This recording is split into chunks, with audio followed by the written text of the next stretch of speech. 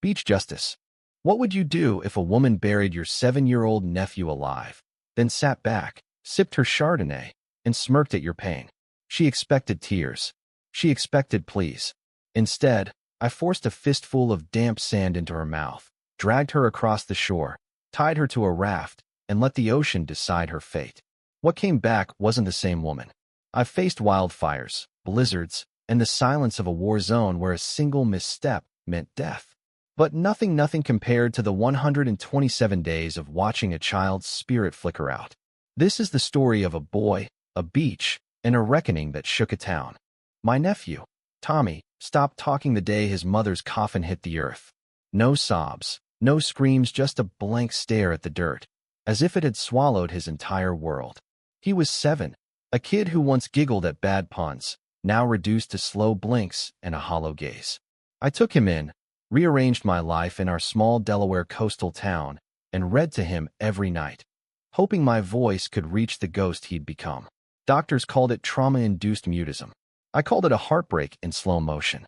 Then, one morning, Tommy shuffled to the window, barefoot, the sunrise painting his face. He turned to me and whispered, "Uncle Dan, I want to build a sandcastle." My coffee mug slipped, shattering on the floor not from clumsiness, but from a relief so sharp it hurt. He added, almost too soft to hear, "At the beach, where it's quiet." That was enough. I packed the truck in minutes, water, towels, a shovel, sunscreen, his trusty blue bucket, and drove 2 hours to Sandy Point, the nearest stretch of unspoiled coast. If that beach gave me one more word from him, it'd be a miracle. I didn't know that by nightfall, I'd be clawing his body from the sand, and by midnight, I'd be delivering justice. Sandy Point was serene when we arrived, the kind of calm that whispers hope. Tommy stepped out, clutching his bucket like a knight with a sword. His eyes squinted in the sunlight, nervous but alive. He found a smooth patch of sand and knelt, wordless but focused. For 10 glorious minutes, I watched a boy become a boy again. He shaped towers, laughed when a wave flattened his work, and flashed me a grin that felt like a lifeline. Then she arrived. Marjorie, with her sleek auburn bob, oversized sunglasses, and a cream blazer that screamed money, stormed across the sand like she owned the tide itself. 2 women trailed her, matching her polished look, pearl earrings, pursed lips. Marjorie didn't smile or nod. She pointed at Tommy's sandcastle and snapped, "This is HOA property. That's restricted sand. He's breaking Ordinance 3C. I blinked. "Ma'am, he's a kid playing." She stepped closer, scoffing. "I don't care if he's the governor's nephew. That hazard needs to go." I stood, keeping my voice steady. "He's not hurting anyone." Her eyes narrowed behind her shades. "You outsiders always think you're above the rules." The word outsiders wasn't about tourists, it was about us, the ones who didn't belong in her gated world. She turned to Tommy, frozen mid-scoop, and barked, "Give me that shovel." My voice cracked. "Don't touch him." Marjorie's smile was venomous, one I'll never forget. "Move him, or I will." That moment, something shifted, not in the sand, but in me. I'd faced threats before, but never from someone in designer loafers waving an HOA badge. Would you have stepped in, or stayed silent like the others? Because what Marjorie did next was unthinkable. "Move him," she repeated, slower, her voice dripping with authority. I stepped between her and Tommy, chest squared. "Back off." She tilted her head, smirking. "Oh, another hothead with a chip on his shoulder. This'll make a fine report." She snapped her fingers, and one of her cronies pulled out a phone, filming. My pulse surged, not fear, but a fury I hadn't felt since my days in crisis response. Marjorie lunged, grabbing Tommy's bucket. He yelped. I caught her wrist. "Let go," she shrieked, wrenching free. "This is assault. Trespassing. Child endangerment." Then she did it, shoved Tommy, hard enough to make him stumble. His foot slipped, his head struck a buried shell, and he cried out a sound that broke me. I reached for him, but Marjorie was faster. She snatched the plastic shovel and started digging, not near him, on him. "Since you won't move him, I'll do it," she sneered, scooping sand onto his legs. Tommy screamed. She laughed, digging faster. I lunged, but her 2 sidekicks blocked me, muttering about HOA jurisdiction. "Stop," I roared, shoving past them. By the time I reached Tommy, only his face remained above the sand, his eyes wide, lips trembling. Marjorie stepped back, dusting her hands. There.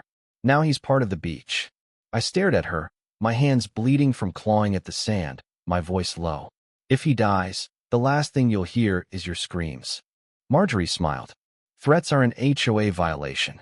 Then she sauntered back to her chair, legs crossed, sipping her wine, toasting my rage.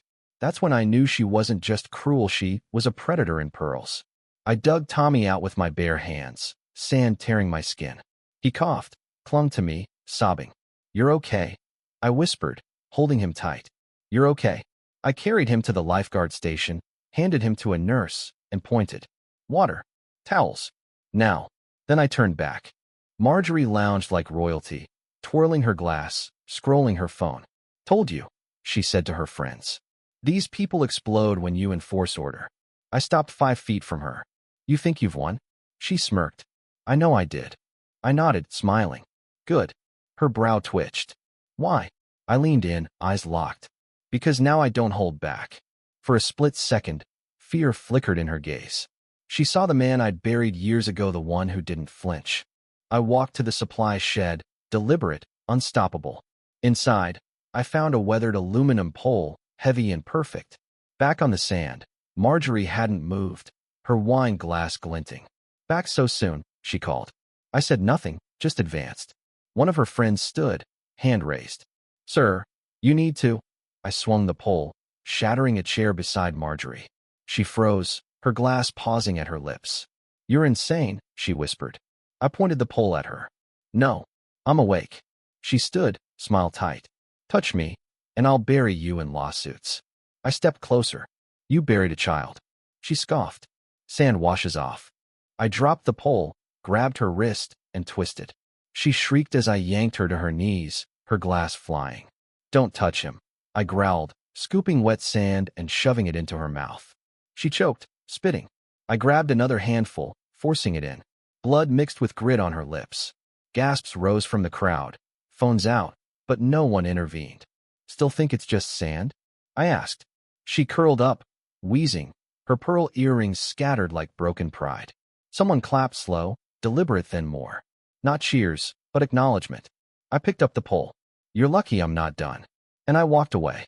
Marjorie tried to stand, wobbled, and fell, sand and mascara streaking her face. I grabbed the shovel she'd used on Tommy and slammed it into the ground. Dig. She blinked, dazed. What? Dig, I repeated. This is assault, she stammered. So was burying a child. Her hands shook as she clawed at the sand, humiliated under the crowd's gaze. Deeper, I barked. After 5 minutes, I yanked the shovel away. Enough. I shoved her into the pit. She cried out, scrambling, but I slammed my boot near her fingers. Stay down. Her breathing hitched, panic setting in. I poured a bucket of sand over her legs just enough to make her feel trapped. Now you know, I said, crouching, what it's like to be powerless. I stood, tossing the bucket at her feet. I'm not burying you, Marjorie. You did that yourself. The crowd was silent, no one defended her. Her whispered, please, I'm sorry, meant nothing. I dragged her out, her blouse tearing, and hauled her across the beach to a deflated rescue raft. I slammed the valve open, the hiss drowning her whimpers. What are you doing? She cried. I strapped her down, placing the bloodied shovel, an HOA no digging sign, and a sand-filled bucket beside her. I'm not burying you, I said, dragging the raft to the surf. I'm returning you to what you used. I shoved the raft into the current. She screamed, cursing my name, but the waves carried her away, a speck in the dusk. The crowd murmured, phones lowered. Someone whispered, that's the raft for lost hikers. I turned. She lost her humanity. I gave her directions. No one stopped me. At the lifeguard station, Tommy, wrapped in towels, met my eyes. It's over, I said. He whispered, is she coming back? I paused. Not today. Hours later, the Coast Guard found Marjorie, dehydrated, vomiting, her voice gone from screaming. Her viral photos, hair matted, shovel across her lap, sign taped to her ankle, ignited outrage. Locals exposed her tyranny, banning kids from parks, fining veterans for flags, citing seniors for loud wind chimes. Her HOA empire collapsed. She resigned, fled town, haunted by a wax figurine someone sent her likeness, mouth packed with sand, A note reading, "You buried yourself. We watched. I didn't send it." She was already living it. Tommy healed slowly. We returned to Sandy Point weeks later. He didn't build a castle, just sat, watching the waves. "She's gone?" he asked. I nodded. He let sand slip through his fingers. "Good." He smiled, the first since his mother's death. Healing came not from time, but from knowing someone fought for him. The HOA reformed, signs were removed, and parks were reopened. Tommy helped build a new sandbox, fenceless, free. On our last beach visit, Tommy planted a wooden sign at the tide's edge. "This sand remembers." He shrugged. "It means she'll always know." I held him close.